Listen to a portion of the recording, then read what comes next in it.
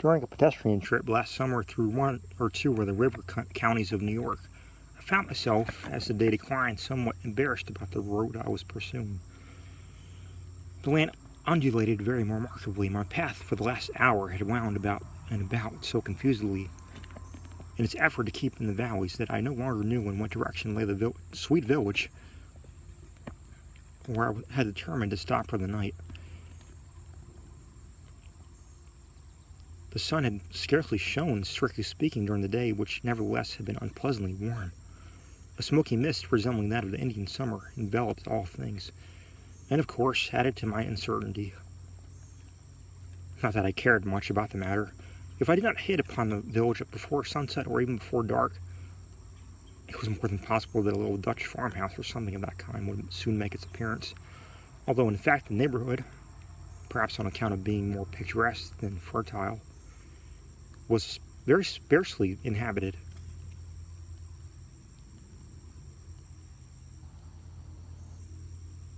At all events, with my knapsack for a pillow and my hound as a sentry,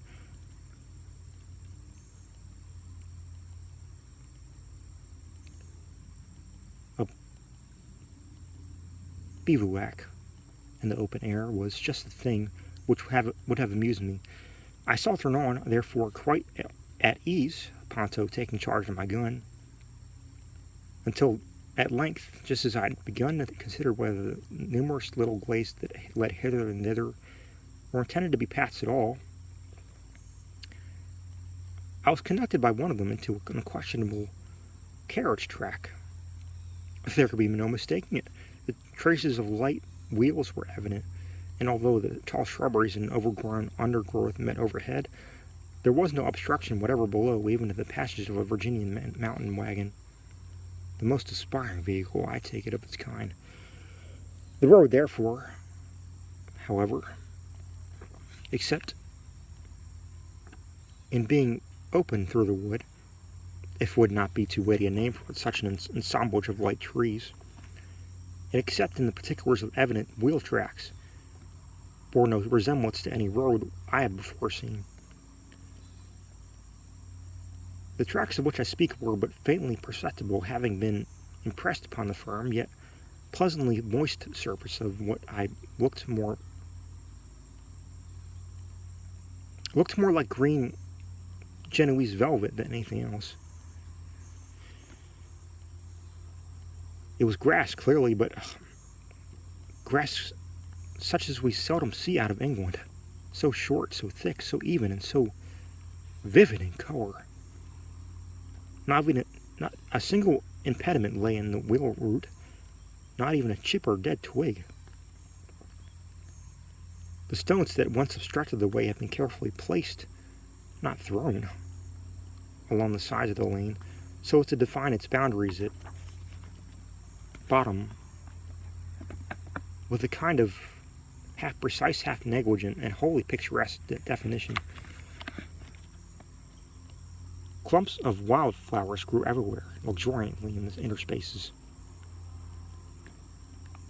What to make of all this, of course I knew not. Here was art, undoubtedly. That did not surprise me. All roads in the ordinary sense are works of art, nor can I say that there was much to wonder at in the mere excess of art manifested. All that seemed to have been done might have been done here, with such natural, quote-unquote, capabilities as they have it in the books on landscape gardening, with very little labor and expense. No, it was not the amount but the character of the art which caused me to take a seat on one of the blossomy stones and gaze up and down this fairy-like avenue for half an hour or more in bewildered admiration. One thing became more and more evident the longer I gazed. An artist, and one who, with a most scrupulous eye for form, had superintended all these arrangements. The greatest care had been taken to preserve a due medium between the neat and graceful on the one hand, and the pittoresque, in the true sense of the Italian term, on the other. There were a few straight and no long interrupted lines. The same effect of curvature or of color appeared twice, usually but not oftener, at any one point of view. Everywhere was variety and uniformity. There was a piece of, quote-unquote, composition in which the most fastidiously critical taste could scarcely have suggested an emendation. I turned to the right as I entered this road, and now arising I continued in the same direction. The path was so serpentine that at no moment could I trace its course for more than 2 or 3 paces in advance. Its character did not undergo any material change. Presently the murmur of water fell gently upon my ear, and in a few moments afterward I felt,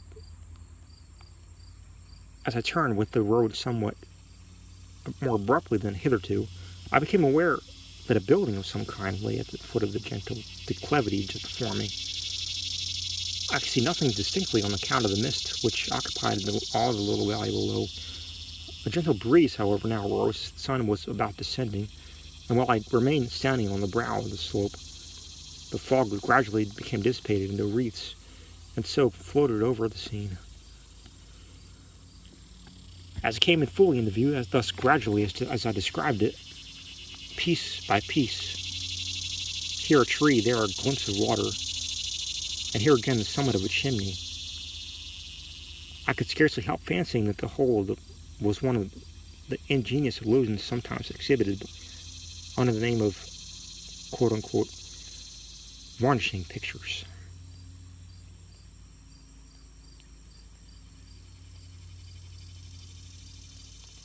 By the time, however, that the fog had thoroughly disappeared, the sun had made its way down the hill behind the gentle hills, and thence, as with a slight chassé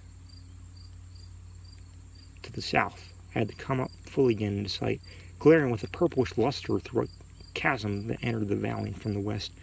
Suddenly, therefore, as by the hand of magic, this whole valley and everything in it became brilliantly visible.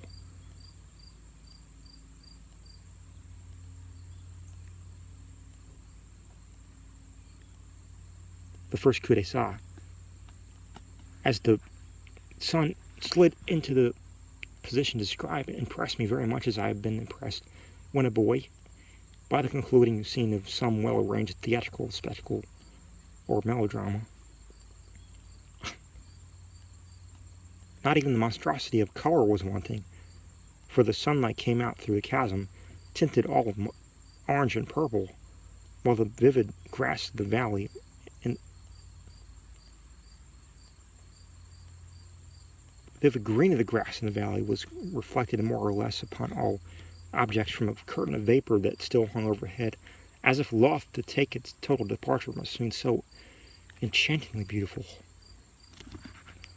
The little vale into which I had thus peered down from the fog canopy could not have been more than 400 yards long, while in breadth it varied from 50 to 150, or perhaps 200. It was most narrow at its northern extremity, opening out at its tendon southwardly, but with no very precise regularity. The widest portion was within 80 yards of the southern extreme. The slopes which encompassed the vale could not fairly be called hills, unless at their northern face. Here, precipitous ledge of granite arose to a height of some 90 feet. As I have mentioned, the valley up at this point was not more than 50 feet wide, but as the visitor proceeded southwardly from this cliff, he found on his right hand and on his left declivities at once less high and less precipitous and less rocky. All in a word, sloped and softened to the south, and yet the whole vale was engirdled with eminences more or less high, except at 2 points. One of these, as I've already spoken of, it lay considerably to the north and west, and was where the setting sun made his way, as I before described in that amphitheater, through a cleanly cut natural cleft in the granite embankment. This fissure might have been 10 yards wide at its widest point, so far as the eye could trace it. It seemed to leap up, like a natural causeway into the recesses of unexplored mountains and forests.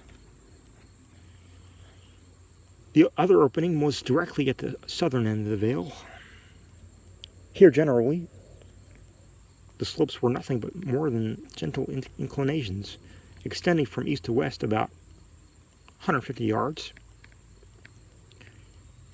In the middle of this extent was a depression, level with the ordinary floor of the valley. As regards vegetation as well as in respect to everything else, the scene softened and sloped to the south. To the north on the craggy precipice, a few paces from the verge, up sprang the magnificent trunks of numerous hickories, black walnuts, and chestnuts, interspersed with occasional oak, and the strong lateral branches thrown out by the walnuts, especially, spread out far over the edge of the cliff. But proceeding southwardly, the explorer saw at first the same class of trees, but less and less lofty and Salvadorish in character. Then he saw the gentler elm, succeeded by the sassafras and locust. These again, by the softer linden, redbud, catalpa, and maple. These yet again by still more graceful and more modest varieties. The whole of the face of the southern declivity was covered with a wild shrubbery alone, an occasional silver willow or wild poplar excepted. In the bottom of the valley itself, for it must be borne in mind that the vegetation hitherto mentioned grew only on the cliffs or hillsides, were to be seen 3 insulated trees. One was an elm of fine size and exquisite form. It stood guard over the southern gate of the vale. Another was a hickory, much larger than the elm, and altogether a much finer tree, although both were exceedingly beautiful, and it seemed to have taken charge of the northwesterly entrance, springing from a group of rocks in the very jaws of the ravine, and throwing its graceful body at an angle of nearly 45 degrees far out into the sunshine of the amphitheater. About 30 yards east of this tree stood, however, the pride of the valley, and beyond all question the most magnificent tree I've ever seen, unless perhaps among the cypresses of the Etait.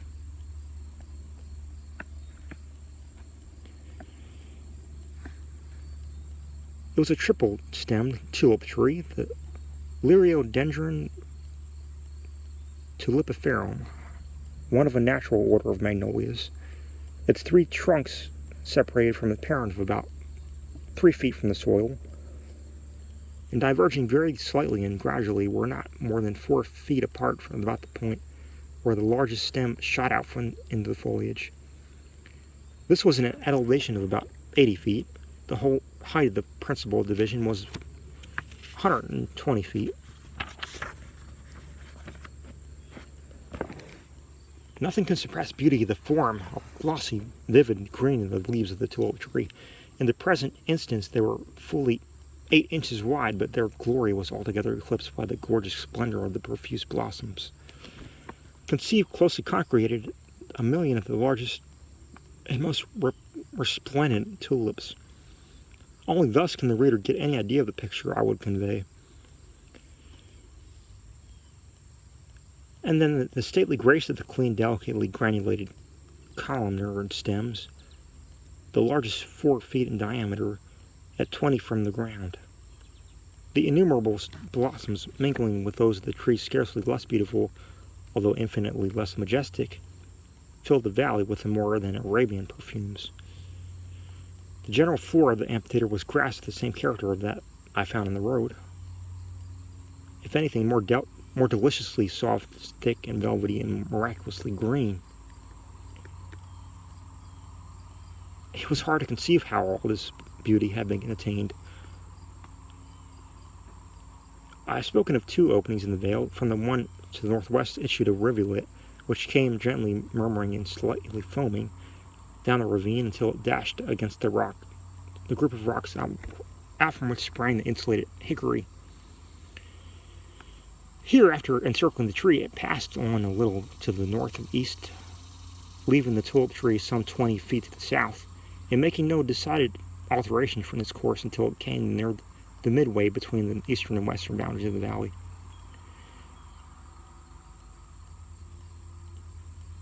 At this point, after a series of sweeps, it turned off at right angles and pursued a generally southern direction, meandering as it went, until it became lost in a small lake of irregular figure, although roughly oval, that lay gleaming near the lower extremity of the vale.